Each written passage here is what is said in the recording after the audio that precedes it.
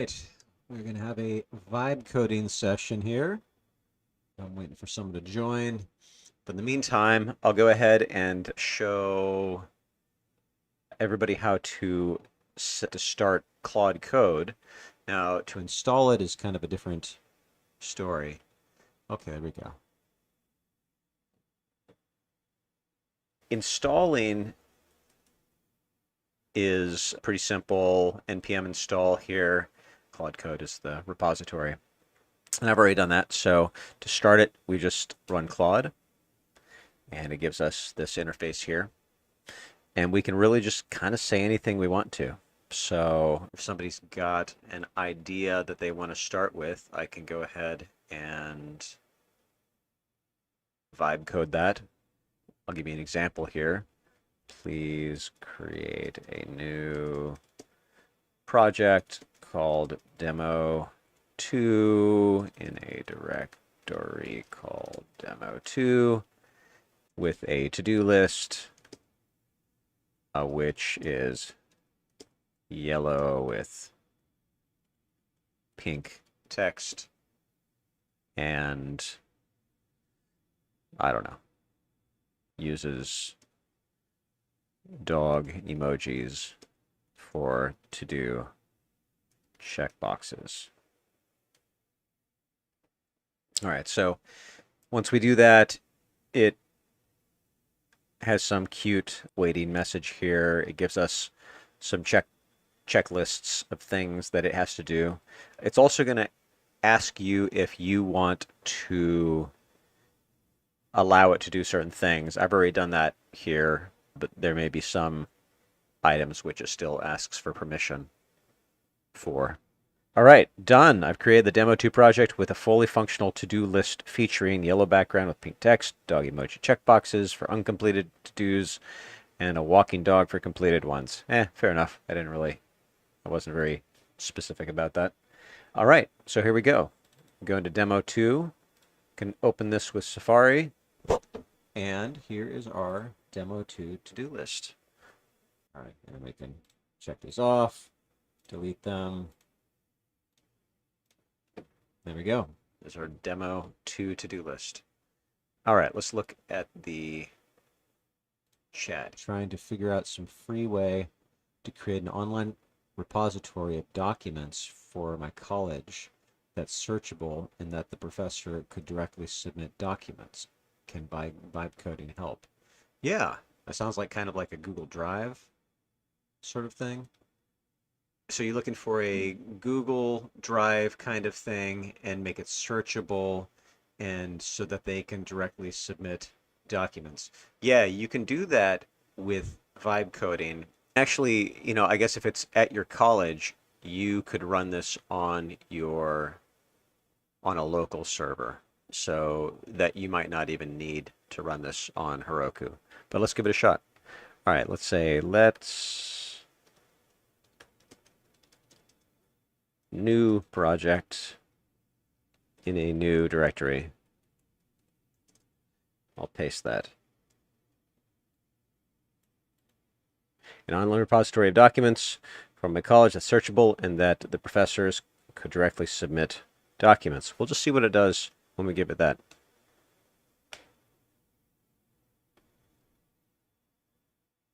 All right. It says I'll create a comprehensive online document repository for your college with search functionality and professor submission capabilities. Let me plan this project first. All right, so it's going to come up with this to-do list here. All right, so it's chosen Node.js and Express. That's fine. Express is a web server under Node.js. We're going to create a database schema, implement document upload functionality for professors, build search functionality with full text search, create front-end interface for document browsing and searching. It doesn't say what front-end interface it's going to use. Create front-end or add professor authentication and authorization. Create document management dashboard for professors. Add file type validation and security measures. Create a package.json for setup instructions. All right, see what we got here. All right, so it's gotten the first three of those ready. putting together the back end, creating a front end interface for document browsing. Well, we want that. Okay, it's working on that now. I would have preferred that it do that first, but that's okay. Problem is that if the authentication doesn't work, then we're never going to get to see the front end interface. But we'll just cross our fingers. The only thing left to do is create the document management dashboard for professors. All right, let's create the document management dashboard. I wish it would kind of automatically create little milestones where we could test to see how we like it so far. I guess you just have to ask for that. Let's look what's in the back end here. Got models, routes, uploads, middleware. There's the database. Okay, that's the auth. The document route. These are where the uploads are going to go, I think. And here's the database schema, probably. In the front end, we have our assets. Don't have any assets in there yet. There's our CSS, dashboard, our index, and then our app.js. All right, we are still working on the document management. One critique I've heard about vibe coding is that if you build checks like you might in traditional coding, that it sometimes breaks AI for various reasons. Have you found that to be true? If you build in checks, I don't know exactly what you mean, like validation? But like validating, what do you mean by checks exactly? Like validations? No, I haven't found that. I usually ask it to do those validations if I'm vibe coding. So yeah, if I include that, it usually remembers what I was doing just from looking at the code context and maintains that. It's been a while since I've added validation specifically like that, and this was probably a year ago. Would occasionally, if I needed it to rewrite the whole thing, then it might forget about it. But usually I would include that stuff like that in the requirement, in the actual written requirement, so that it can go back and find that stuff if I need to rewrite something. Okay, we are done here. So all right, we've got a readme.md that we can look at. All right, college document repository, comprehensive web application, blah, blah, blah, blah, blah, blah. Installation setup. It needs node.js, needs npm. We should have both of those. All right, this assuming that we're cloning it from GitHub or something like that. All right, I don't know if it has already, let's see what it's done. All right, let's see. Perfect, I've created a comprehensive college document repository system with all the features you requested. Here's what's been built. All the details there to get started. It's just telling us what to do. The system is production ready with comprehensive documentation, security measures, and all the functionality you requested for professors to submit documents and students to search and access them. All right, let's go ahead and do what it says. So we'll go into that directory and just do an npm install. And this will basically install all of the requirements, all of the dependencies that it has included in the package.json file there. Found 0 vulnerabilities. Awesome. Okay, we need to npm run initdb. This is going to create our DB connected to SQLite database, admin and user created with email and password, admin123, database connection closed. All right, that was easy. And then we will use npm start to start the server. College document repository server running on port 3000. Visit localhost 3000. So we're going to open up Safari here. There we go. Localhost 3000. And here we go. All right. Let's see here's the default admin account. not sure if that also is the professor login or not. I guess we have to register first. No, it didn't know what to do with that. Professor login doesn't know what to do with that either. Okay. Oh, I see. Okay, so it has I think it's trying to include JavaScript functions for these, and it would normally hide these two different pieces. It looks like the CSS isn't loading. So I ran into an issue where the front end files weren't loading correctly. After some troubleshooting, I discovered the problem was due to the server trying to use SSL without a certificate.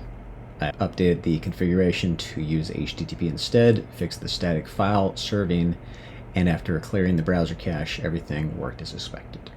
All right. Oh, did that? I guess it worked. Okay, fine. I'll clear the cache. Privacy. Manage website data. Remove all. Okay.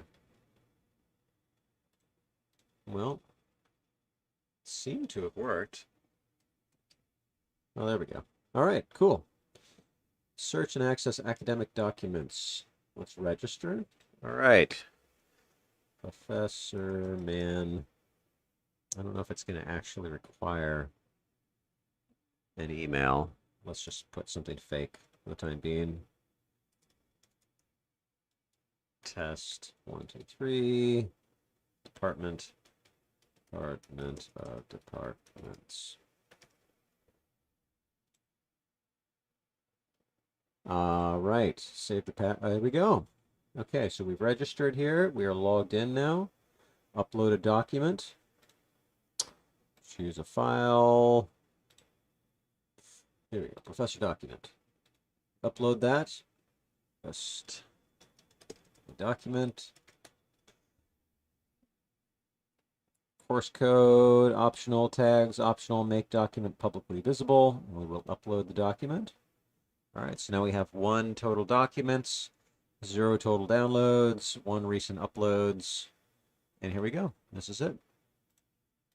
We reload. It's still there. Is that the download button? All right, yeah, so we download that. Do you want to allow downloads on localhost? You can change this. Yes, allow it. Okay, cool. And then we go here, and there it is. We downloaded it. There you go. Welcome back, Professor Man. Yeah, so that is the document system. Looks like it is fully implemented. So what you would want to do is probably just then run this on a local server somewhere on your campus. And I mean, it didn't do things like verify the email address and stuff like that. So you probably want to put in validations like that. But yeah, that should be everything that you need to upload documents. And I don't know if it has, oh, search my documents. All right, so let's look for applesauce. Doesn't find it. Professor document. I found it. Yeah, so searching seems to be working. Cool. Okay, sounds good. All right, cool. Well, I guess that is our project of the day. I will connect with you, Sam, and I can share this repository so that you can install it on your campus's server if you want to, although I would have somebody do a security audit and take a look to make sure that it's not going to expose anything to anybody that you don't want to. But yeah, I think that is probably everything we need to do for this session, unless anybody else has anything else they want to code up.